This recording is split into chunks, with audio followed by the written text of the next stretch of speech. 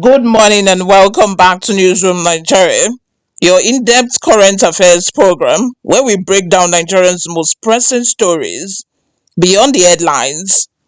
I'm your host as always, Oluwayomi Temilola, and tonight we are discussing a development that has stirred both concern and uncertainty in the corridors of power. The health crisis. Current Minister of Finance and Coordinating Minister of the Economy, Mr. Wale Edun. Now, this isn't just another cabinet story, it's one that touches directly on the heartbeat of our economy, policy, continuity, and the credibility of the Tinubu administration's reform agenda. This morning, we'll be looking at what really happened to Wale Edun, why the presidency's response confirmed earlier reports of serious illness, the ripple effect on Nigeria's fragile economy and political dynamics, and what comes next for Tinubu's economic team and Nigerians watching the Naira's daily struggle.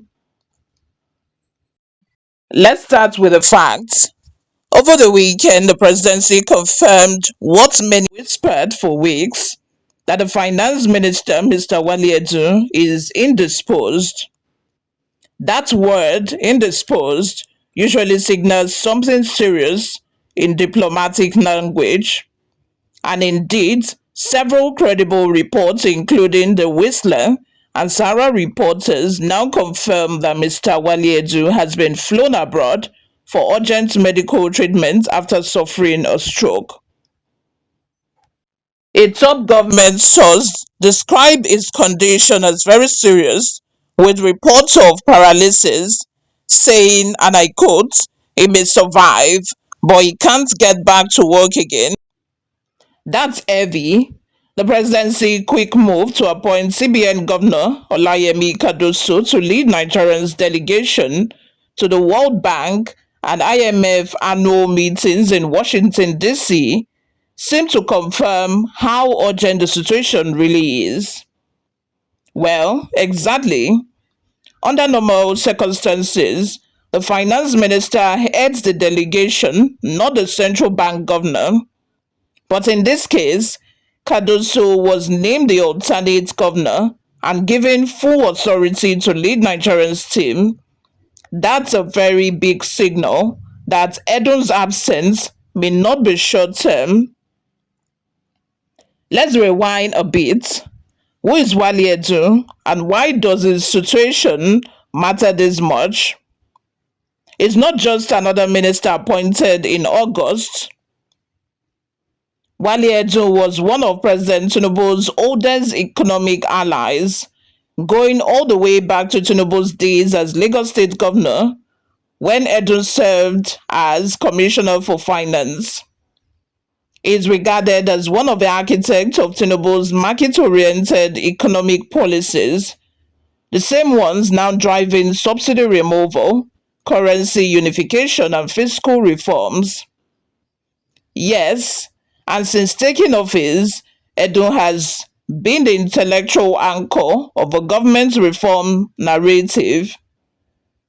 While Cardoso managed the monetary side, Edun managed the fiscal vision, coordinating policies, preparing the budget, and negotiating with global lenders. So his illness isn't just a personal tragedy, it's a major disruption in Nigeria's economic command structure. And it couldn't have come at a worse time. The Naira is volatile, inflation is biting hard, investors are cautious, and the federal budget for 2026 is already in discussion. Without Edun's stabilizing presence, the Tinubu economic team faces both leadership and communication gaps. Now, beyond the economics, there is also a human and political dimension to this story. Why do health crises among top public officials often turn into national uncertainties? That's a big question. In Nigeria, we've seen this pattern repeatedly, from presidents to ministers, where serious health challenges are treated with secrecy, coded language, and delayed official statements. You'll recall cases like late President Yaradua, or even more recently, the health-related absences of key officials during Buhari's administration. The result? Speculation, confusion, and often political tension. Very true. And while Edun's case might not carry the same constitutional weight as a president, it still reflects the perception of transparency and stability in governance. Because when the man steering fiscal policy suddenly disappears from public view without clarity, investors get nervous, markets react, and citizens start to lose confidence. Exactly. Which is why communication matters. To the president's credit, this time they moved relatively quickly, acknowledging Edun's health challenge, although not officially, and assigning Cardoso to lead the IMF and World Bank delegation. But still, the tone of a message is indisposed, leaves a lot unsaid. Let's talk about political undercurrents.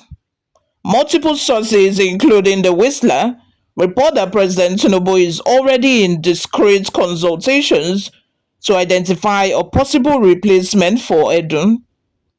That's both sensitive and logical, because whoever replaces Edun won't just be another minister, they'll become the coordinating minister of the economy, a position that requires both confidence, competence, deep presidential trust. And finding that person won't be easy. Remember, Tinubu's economic team was designed around loyalty and shared ideology. Edun Cardoso and Dele Alaki, Minister of Solid Minerals, all come from that Lagos reform school that shaped Tinubu's fiscal thinking. Replacing Edun might mean bringing in someone who either continues his reform agenda or adjusts it to address growing public frustration over hardship. Exactly. So this could become a turning point. Will Tinubu double down on his tough market reforms? Or will he appoint someone with a softer, more populist economic tone to calm public anger? We'll be watching that very closely.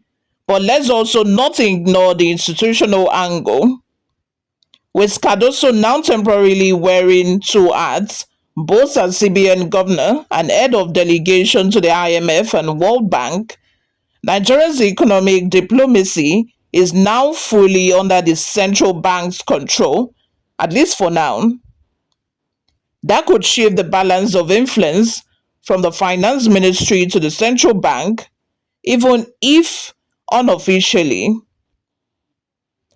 Let's pause on a more human note. According to reports, Edun's stroke was linked to exhaustion, long hours, stress, irregular meals, and little sleep. And that's a real issue across Nigerians' public service. Many senior officials work without balance, chasing deadlines, attending night meetings, and managing endless crises, and often without medical breaks. It speaks to a larger cultural issue where overwork is seen as commitment even when it damages health. If a top economic manager of a country can collapse from exhaustion, what does that say about the sustainability of our governance model? Exactly. It's a reminder that even reformers are human and that leadership health is a national asset. So, what happens next? For now, Cardoso leads the delegation to Washington. Edun receives treatment abroad, and Tinubu's team begins quiet consultation for possible replacement. But the big picture remains. Can the Tinubu administration sustain its reform agenda without Edun? Will investors stay confident amid uncertainty? And will transparency around health and succession improve this time? Those are the questions Nigerians are asking. The coming weeks, especially around the IMF meetings, will be crucial because the world will be watching how Nigeria projects sustainability amid this internal disruption. Mr. Wale Edun's situation is both a personal tragedy and a test of institutional resilience. It reminds us that governance must never depend on one man, no matter how capable. We wish him full recovery and strength, and we hope this becomes a moment for reflection on leadership health, transparency, and continuity in public service. I remain Oluwayomi Temilola, and this is Newsroom Nigeria. Please stay tuned, stay informed, and stay engaged with the stories that shape our future. I'll see you all in my next video. Bye for now.